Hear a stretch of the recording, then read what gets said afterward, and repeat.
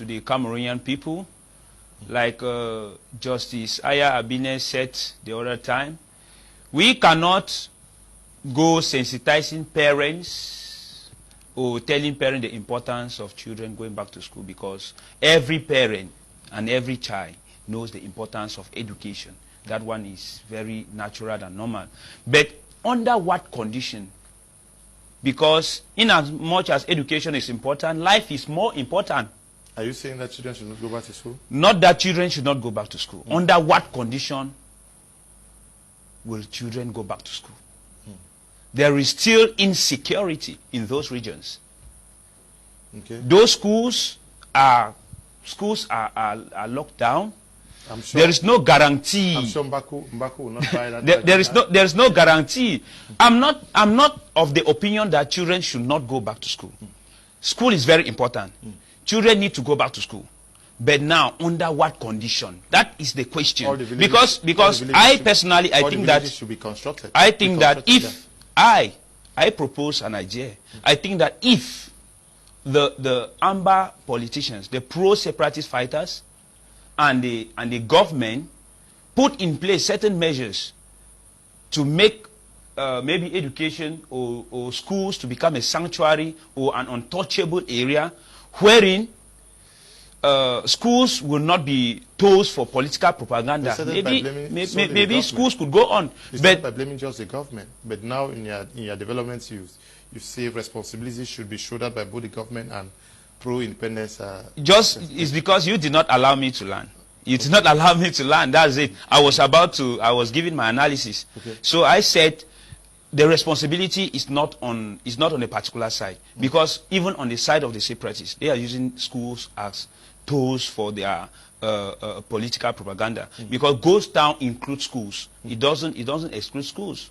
So if they understand the necessity of the children still managing the current curriculum, meanwhile the progressive forces like us is struggling to look for concrete and tangible solution to the problem, long-lasting solution to the problem, while children are still going to school, then it will be a good initiative if they understand that.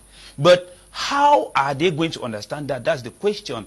Because it is very easy to make these debates, but taking actions to ensure that they are being put in place is the question. Okay, it's a question. Mbaku, you have a response to what he just developed. Yes, he is.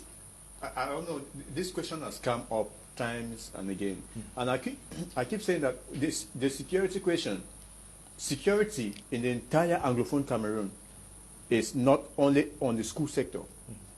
We have security challenges in every other sector of life, and one of the things I know with the school scenario is that when school boycott was announced, it wasn't, in fact, when the consortium held their last meeting in Bamenda, at the hotel, the certain hotel there, I was there, these guys announced the school boycott. Now, we had leaders of driver trade unions, they were there.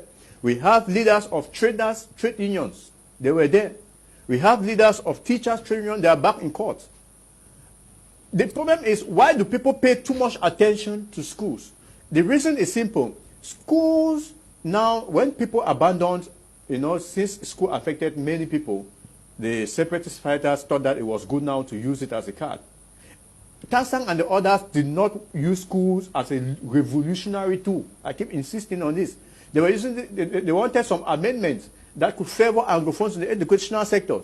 They were not using school boycott to say that, okay, we are going to get independent through school. To school boycott. This is a fallacy people are making. And we realize that now, at this level of the crisis, government is not yielding.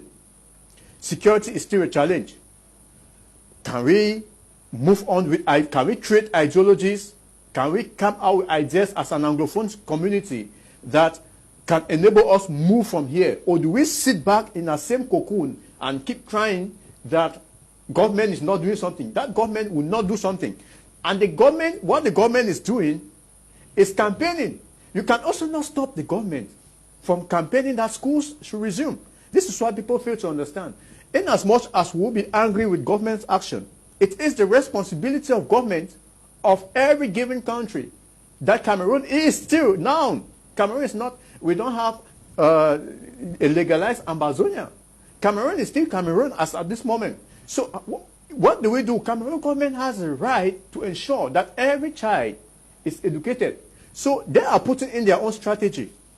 You can also not stop them. They are only following international norms. When you say the separatists and the government should put effort, we are not telling them whether they like it or not. That's why there are movements like our own to say that you have to respect international laws and conventions.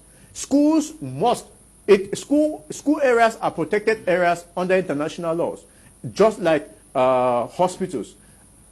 Political prisoners are protected species under international laws. These are things we know, and we are reminding all the parties that these are your responsibilities. We are not supposed to sit and say that there's insecurity. We have insecurity in Somalia, we have in Sudan, we have in South Sudan, we have in Yemen, we have in Syria, and all these places. We are told that schools still go on. Even we are looking at that if schools even resume, there is a possibility for a ceasefire. We can begin to advance our case even to say that schools are on, with pressure on both parties more to cease your fire even along the streets. They say so much insecurity, it will be very difficult for students, pupils to study. Yes, that is true. Excuse me. Please, Mr. Bean, permit me to just go back and talk about, answer one concern that Mr. Solomon Bias raised before going to the issue of insecurity. Just permit me, that will be less than 60 seconds. Okay. Yes. You see, we should take note that the government in its own part creates counter strategies. When people are meeting, the government is also working to make sure that these meetings, they fail. And I want to tell Mr. Bias that even if all the political parties, the opposition, this is to your credit, please, I'm not opposing, this is to your credit, the credit of CRM. If all the opposition parties in Cameroon came and supported CRM, and you brought all the other opposition parties in Africa to come and support, to come and coalesce or to form a coalition with CRM, this is my opinion, and I think it is very true that the CPDM would still have won, because it was not the vote count that won. It was a machinery that was put in place to ensure that CPDM wins the election. So even if all of the opposition of Africa was brought to Cameroon to coalesce or to form a coalition with CRM, the CPDM would still have won the elections. As usual, everybody knows that. Yeah. So, and this is now in accordance with what you are saying. It is important to recognize the value of political parties. There are popular political parties and there are less popular political parties. Value should be given to the ones that are popular at that moment, because they can carry the flag more than any other political party. If Mr. Zumomia understands what I'm saying, and if Mr. Lena understands what I'm saying, I think that if they stand up for Cameroon were to go in that perspective, then they will garner more support. Because there are political parties who think that if they go there, their value will be reduced. And it is a logical concern, because you cannot have popularity and you go in a forum and your value is reduced. You come down to nothing. It is logical. Very, very logical. Right. Yes. You are all right. Yes. Give me only 1 minute. Effectivement. Please, let me prends 10 secondes dans ce qu'il dit. 10 secondes seulement. Effectivement, vous voyez donc la logique selon laquelle certaines personnes disaient avant l'élection qu'il faut que tous les partis d'opposition coalisent pour gagner le RDPC, c'était une logique nulle et nous l'avons combattu.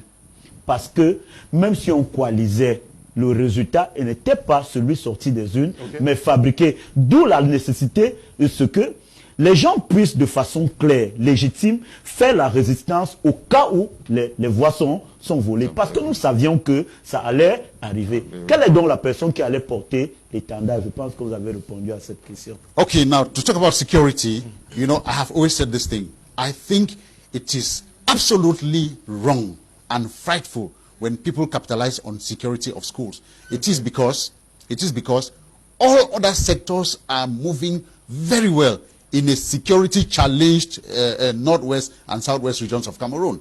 Children go and do learn trades.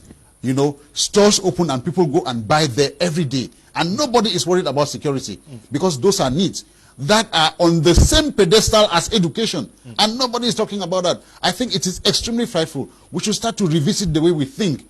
There can be a struggle. I am of the fact that there is an Anglophone problem that has to be treated as, you know, a single problem in Cameroon. But we should not victimize the rights of children who have to go to school. I have said it and I'm saying it clearly. Those who are separatist fighters that we call AMBA, if they have children, those children have the right and the duty to education. Because if we don't educate those children, even those people who know how to shoot a gun, they will not be able to handle their own children. It is in their interest and in the interest of all Cameroonians for us to send our children to school. I just have a little remark to make about what he just said. Just a minute.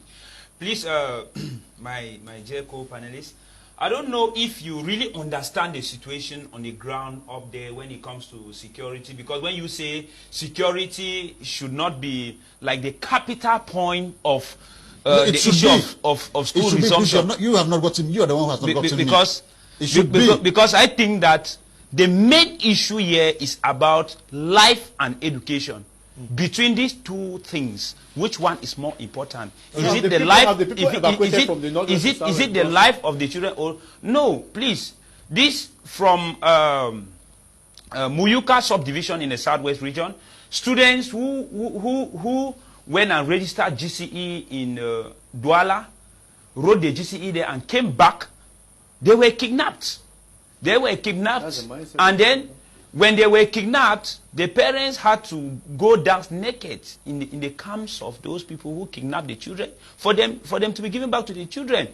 In the other areas, like the Kumbo, like the Manfe, who are you accusing for the insecurity? The insecurity is coming from the mutual distrust, fear and suspicion between the Amba fighters and the military. But since the Amba fighters have been using the school as a tool to maintain their activities, they now see that given that they allow children to go back to school, they are going to lose hold of that domain. And then now, it is good for us to say it. It is good for us to say it. But what guarantee do you give to parents? Because I, as a parent, will not... Are you saying that the issue is not the military, but Amba does not want children to go to school? Is that what you are saying? To a greater extent, okay, it is the Amba. To another extent, it is the military. I'm joining my voice to, this was going to be my conclusion. So, I'm joining my voice to that of Mr. Mbaku wherever I go, right? That we should give the children a chance because it is in the interest of Cameroon, Anglophone Cameroon especially. If we keep our children in the house, there will come a time when we will not be able to manage those children. Okay. And it will not give us an opportunity to have a say, an equal say in the management of the affairs.